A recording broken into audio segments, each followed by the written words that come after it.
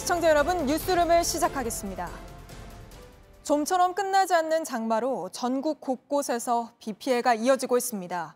어제 대전에 큰 비가 내려 사람이 숨지기까지 했는데 주말에 또 중부지방에 많은 비가 내릴 거라는 예보입니다. 시간당 최대 80mm의 비가 오는 곳도 있을 거라고 하는데요. 먼저 어제 내린 역대급 장대비로 물에 잠겼던 대전의 아파트 현장으로 가보겠습니다. 자, 정영재 기자. 복구 작업이 한창 진행 중인 것 같군요. 얼마나 더 남았습니까? 거의 다 끝나가는 건가요?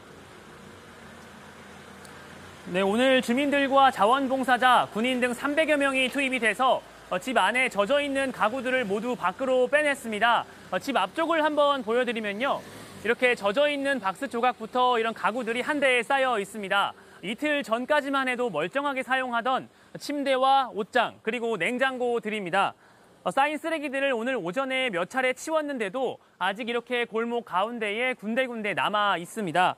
오늘 저희가 아침부터 복구 현장을 좀 돌아봤는데요. 집 안에 전기가 들어오지 않으면서 촛불을 켜고 청소하는 주민들도 볼 수가 있었습니다. 현재 전기 공사가 안에서 진행 중인데요. 며칠이 더 걸릴 것으로 보입니다. 예, 하루아침에 집을 잃어버린 건데 주민들은 그럼 어디에서 지내고 계신 건가요? 네, 오늘 복구 공사를 통해서 가스 공급은 정상적으로 되고 있습니다. 하지만 전기가 들어오지 않아서 모두 친인척 집으로 떠난 상황입니다. 그리고 침수된 1층 집 주민 32명은 시에서 마련된 시설, 임시생활시설 2곳에 나눠서 거주하고 있습니다. 네, 알겠습니다. 근데 이번 비로 숨진 사람이 안타깝게도 또 있었죠. 모두 3명으로 집계됐던데요. 네, 맞습니다. 어제 뒤늦게 인명사고도 하나 알려졌는데요. 물에 잠긴 대전 소정 지하차도에서 70대 남성이 빠져서 구조가 됐는데 결국 숨진 겁니다. 당시 CCTV를 보면서 한번 설명을 드리겠습니다.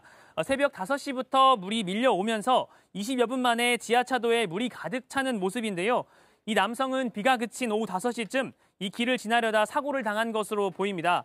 같은 시간 지하차도는 물이 빠지지 않은 상태였습니다. 또 어제 이 아파트에서 숨진 채 발견된 남성이 사인이 명확하지 않다라고 저희가 말씀을 드렸었는데요. 부검 결과 물에서 빠져서 나오지 못해 숨진 것 같다는 소견이 있었습니다. 오늘 안타까운 사고도 또 하나 있었습니다. 전남 구례에서는 순천소방서 소속 구조대원 1명이 구조 작업 도중 계곡물에 휩쓸려서 숨지기도 했습니다. 예, 그런데 주말에 비가 더 온다고 하던데 또 피해를 입을까 걱정입니다. 잘 대비하고 있습니까? 네, 이 아파트 2개 동이 침수가 된 건 산에서 내려오는 물이 비교적 저지대인 이 아파트 2개 동으로 밀려온 건데요. 지금은 산에서 내려오는 물길을 하천 쪽으로 모두 돌려놓은 상태입니다. 예, 알겠습니다. 정영재 기자였습니다.